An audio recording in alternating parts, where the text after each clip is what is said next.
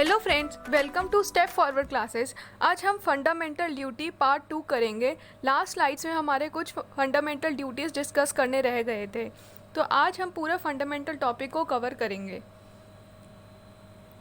हमारा एक और चैनल है जिसका नाम है पैराडाइज इंस्टीट्यूट चैनल।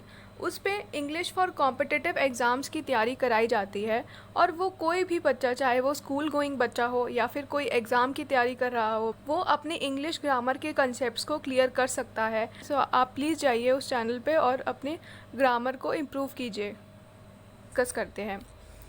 सबसे पहले है to value and preserve the rich heritage of the country's composite culture. जैसा कि हम जानते हैं कि इंडिया एक डाइवर्सिफाइड कंट्री है। हमारे यहाँ बहुत कल्चर अच्छे से फ्लरिश करते हैं, एक साथ रहते हैं और ग्रो कर रहे हैं। हमारा एक रिच हेरिटेज है, तो हमारा फंडामेंटल ड्यूटी भी है कि हम उस कल्चर को, उस रिच हेरिटेज को बचाएं और उसको संभाल के रखें, ताकि हमारे से आगे वाली जनरेशन भी उसको उसी तरीके से वैल्यू करे और ये प्रोसेस कंटिन्यू होती रहे। अब ये जो एक ड्यूटी है, ये ऑब्वियसली एक सिटीज़न ऑफ इंडिया से एक्सपेक्ट करी जाएगी कि वो ऐसा करे, ना कि किसी फॉरेनर से। To protect and improve the natural environment including forests, lakes, rivers and wildlife, and to have compassion for living creatures। इसका मतलब है कि हमें एक अपने नेचर के प्रति एक रिस्पेक्ट शो करनी है। जैसे पिछली बार था रिच हेरिटेज के प्रति एक रिस्पेक्ट शो करनी है, अब है कि हमें अपने लेक्स के प्रति, फॉरेस्ट, रिवर्स, वाइल्ड लाइफ, ये भी तो एक हमारे इकोसिस्टम का पार्ट है। और हम तभी खुश रहेंगे, तभी प्रॉस्पर कर पाएंगे जब हम इन सब की भी वैल्यू करेंगे। तो ये हमारी एक ड्यूटी है। To develop scientific temper, humanism and spirit of inquiry and reform. अब आप देखिए, एक जो देश है वो कैसे इम्प्रूव करता है, वो कैसे इवॉल्व करता है। जब हम नई नई इन्वेंशन करते हैं, हम आगे बढ़ते हैं, आगे पढ़ाई करते हैं, चीज़ों को समझते हैं और नई नई टेक्नोलॉजीज़ को लाते हैं, इससे हमारा काम भी आसान होता है, एक हमारा हम ग्रो करते हैं। तो ये जो एक स्पिरिट है, एक साइंटिफिक टेम्पर है, ये हमेशा डेवलप होना चाहिए। हर किसी के दिमाग में एक इंक्विजिटिव माइंड होना चाहिए, जो ना ही सिर्फ एक दम तरीके से बैठे, बल्कि उसको यूज़ करे और अपने देश के विकास में कंट्रीब्यूट करे। To safeguard public property and to abjure violence. तो पब्लिक प्रॉपर्टी है, उनको बचाना है, और वायलेंस को बिल्कुल कम्प्लीटली नो करना है। किसी भी तरीके से हम वायलेंस को सपोर्ट नहीं करना चाहिए हमें, ये हमारी एक ड्यूटी है।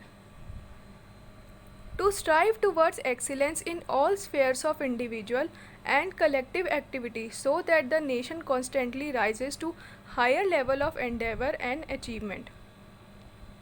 इसका मतलब है कि हमें हर स्फेयर में एक एक्सीलेंस को अचीव करना है। कहते हैं ना कि हमें हर चीज़ में 100% देना चाहिए, तो हर चीज़ मतलब हर स्फेयर में हमें कोशिश करनी है, चाहे वो स्पेस टेक्नोलॉजी होगा, चाहे वो आर्टिफिशियल इंटेलिजेंस है, इंटरनेट ऑफ थिंग्स है। आजकल तो बहुत नई नई चीज़ें आ रही हैं, और ना ही सिर्फ इन सब चीज़ों में, बल्कि एग्रीकल्चर हो गया, बहुत सारी चीज़ें हैं, वोकेशनल ट्रेडिंग हो गई।